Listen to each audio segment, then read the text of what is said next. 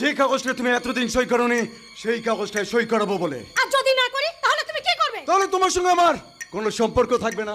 ছি ছি কুন্তল, তুমি তুমি এই আমাকে ভালোবাসো? হে এতটা স্বার্থপর তুমি? তোমরাই আমাকে স্বার্থপর তৈরি করেছো। টাকা দিয়েছো, বাংলা দিয়েছো, মুখে মুখে মদের বোতল ধরিয়েছে তোমার বাবা। আর সেদিন থেকেই তোমার আমার ভালোবাসার মধ্যে স্বার্থের পোকা প্রবেশ করেছে। আরে আমার মা বাবাকে যখন আমি ভুলতে পেরেছি তখন তোমাকে ভুলতে আমার এতটুকু কষ্ট হবে না। আমার বাবার মুখাগ্নি পর্যন্ত আমি করিনি। আমার মাকে আমি দূর দূর করে বাড়ি থেকে তাড়িয়ে দিয়েছি। তোর শিক্ষা দিতে আজ আমি চাবুক হাতে নিয়ে এখানে এসেছি। কি তুমি? হ্যাঁ আমি। আমার সবকিছু চলে গেলেও আমার দাদু শ্বশুরের দেওয়া এই চাবুকটা আমার আলমারিতে তোলা ছিল। এই চাবুক মেরে আজ আমি তোর সব অন্যায় শিক্ষা দেব। এই চাবুক মেরে আজ আমি তোর মতি, এই চাবুক মেরে তোর বাবার, এই চাবুক মেরে। আমার নাম মারবেন না, আপনি শান্ত হন মা, আর মারবেন না। কি বললে মা? তুমি আমাকে মা বলে ডাকলে? তুমি তুমি যখন আমাকে মা বলে ডাকলে আমি তোমাকে একটা কথা জিজ্ঞাসা করব। আচ্ছা, তোমার পিঠের মাঝখানে লাল জরুল আছে? শুধু আমারই নয়, আমার মলি দিদিরও আছে। পেয়েছি পেয়েছি, আমি এতদিন যা খুঁজে বেড়াচ্ছিলাম আমি তাই খুঁজে পেয়েছি। কি পেয়েছো মা? দুটো রত্ন খুঁজে পেয়েছি। শোনো রিঙ্কু, ওই রাঘব ঘোষাল যদি তোমাকে কোনো কাগজে সই করতে বলে তুমি কিন্তু সেই কাগজে মোটেই সই করবে না। কেন মা? কারণটা আমি তোমাকে পরে বলবো। এখন চলো আমরা যাই অন্ধ আদর্শের কাছে। আদর্শ অন্ধ কি করে হলো মা? ওই রাঘব ঘোষাল ওর মাথায় লাঠি মেরে আদর্শকে অন্ধ করে দিয়েছে। ওই রাঘব ঘোষাল আর কি করেছে শুনবি?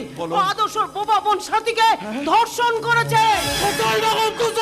এখন ফেরার আর মলিকেও খুঁজে পাওয়া যাচ্ছে না। মা তাহলে তো রাঘব ঘোষাল মলি দেবীকে সই করাবার জন্য কিডন্যাপ করেছে। মা মা রাঘব ঘোষালকে শাস্তি দেবে পুলিশ। এখন চলো আমরা যাই এই অন্ধ আদর্শের কাছে।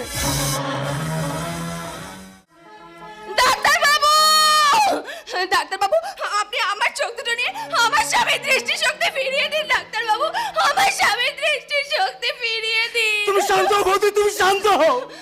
প্রদীপ, প্রদীপ তুমি এসে গেছো। প্রদীপ, প্রদীপ আমি আমার পাপের ফল পেয়ে গেছি। প্রদীপ, আমাকে আমার পাপের প্রায়শ্চিত্ত করে একবার সুযোগ দেবে না। প্রদীপ, কি পাগলের মতো বলছো?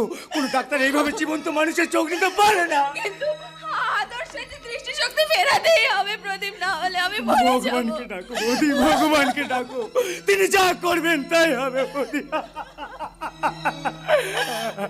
ভগবান, ভগবান কি আমার মতন মানুষের কথাই সাড়া দেবেন? কিন্তু মলি দিদিকে এখনো কোথাও খুঁজে পাওয়া যাচ্ছে না। মলি দেবীকে খুঁজতে গিয়ে পেয়েছি জানো আর রাঘব ঘোষালকে। পুলিশ ওকে ধরার আগে আমি ক্রিমিনালটাকে ধরেছি। কিন্তু দাদা মলি কোথায়? মলির কথাও স্বীকার করেনি রে, তবে অনেক কুকর্মের কথাও স্বীকার করেছে। ও স্বীকার করেছে মলি দেবী আর রিঙ্কুর বাবা অন্যায়। ওরে বাবা রে, বল শয়তান, আমার বাবাকে কে খুন করেছে বল। আমার বাবা কোথায় বল, বল শয়তান বল। ও বাবা বলছি, কে খুন করেছে সেটাও বলছি, আর তোমাদের বাবাকে সেটাও বলছি। তোমাদের বাবাকে খুন করেছি আমি, আর তোমাদের বাবা হচ্ছে গজেন্দ্র নারায়ণ। সম্পত্তি আর টাকার লোভে তোমাদের বাবাকেও খুন করেছে, নিজের ছেলের বউকেও ধর্ষণ করেছে, আমার অনেক ক্ষতি করেছে। তাই পুলিশের হাতে দেবার আগে ওকে আমি নিজের হাতে শাস্তি দেব। তোর জন্য আমার সুন্দর সংসার ভেঙে ছাড়খাড় হয়েছে, আমার স্বামী তার দৃষ্টি হয়েছে বল। তুই আমার দাদাকে অন্ধ করে দিচ্ছিস, আমার দিদির উপর চরম অত্যাচার করে দিচ্ছিস। তোকে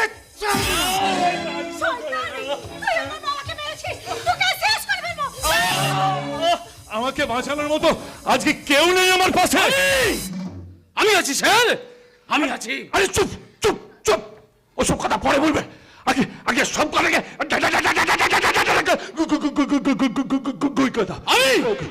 আমি পিস্তলে গুলি দিয়ে এদেরকে খুন করবো না স্যার, খুন করবো আপনাকে। কি বলছো বিনয়? ঠিকই বলছি স্যার, আপনি যদি গজেন্দ্র নারায়ণের ম্যানেজার হয়ে তাকে গুলি করে খুন করতে পারেন, তাহলে আমি আপনার ম্যানেজার হয়ে আপনাকে গুলি করে খুন করতে পারবো না কেন? না বিনয়, আইন আমরা নিজের হাতে তুলে নেব না। চলো শয়তানটাকে আমরা থানায় পৌঁছে দিই। চল।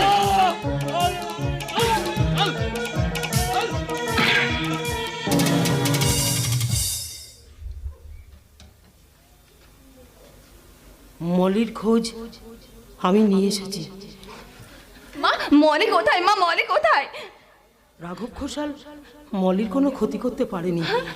মলি নিজের ক্ষতি নিজেই করেছে। মানে মলি সুইসাইড করেছে।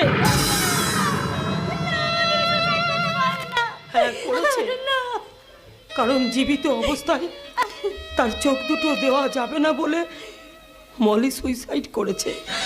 আর যাবার আগে ও আমাকে একটা চিঠি লিখে দিয়ে গেছে। চিঠিতে কি লিখেছে তোমরা শোনো। ডাক্তারবাবু বললেন জীবিত অবস্থায় চোখ দুটো দান করা যাবে না, তাই আমি আই ব্যাংকে গিয়ে চোখ দুটো দান করে আমি সুইসাইড করলাম। তোমাদের কাছে আমার একটাই অনুরোধ, আমার চোখ দুটো আদর্শকে দিয়ে তার দৃষ্টি শক্তি ফেরানোর, তবেই আমার ভালোবাসা সার্থক হবে। পুবালি, আদর্শ, আদর্শ তুমি এসে গেছো। আদর্শ, আদর্শ তুমি ঠিক আছে তো? আদর্শ, আদর্শ আমায় ক্ষমা করে দাও না। আদর্শ, তোমার হিয়ার মাঝে পিয়াকে সারা জীবনের জন্য রেখে দাও না। আদর্শ আমায় ক্ষমা করে দাও না। প্রত্যেকটা মানুষ যখন নিজে ক্ষমা চায়, স্বয়ং ঈশ্বরকে তা ক্ষমা করে দেন। তুমি আজকে প্রায়শ্চিত্ত করেছো, ঈশ্বর তোমায় ক্ষমা করে দিয়েছেন। আজকে মলি নিজের জীবন দিয়ে বুঝিয়ে দিয়ে গেল তোমার আমার প্রেম চিরশাশ্বত। আদর্শ, তুমি পুবালিকে ক্ষমা করে দাও বাবা। পুবালি, অনেকটা সময় নষ্ট করে ফেলেছিস মা। আর না, তুই আদর্শের কাছে ক্ষমা চেয়ে নিয়ে সুখে সংসার কর। মা হয়ে আমি তোদের আশীর্বাদ করছি, তোরা ভালো থাকিস, সুখে থাকিস, শান্তিতে। বেস্ট অফ লাক, সুখে থাকিস।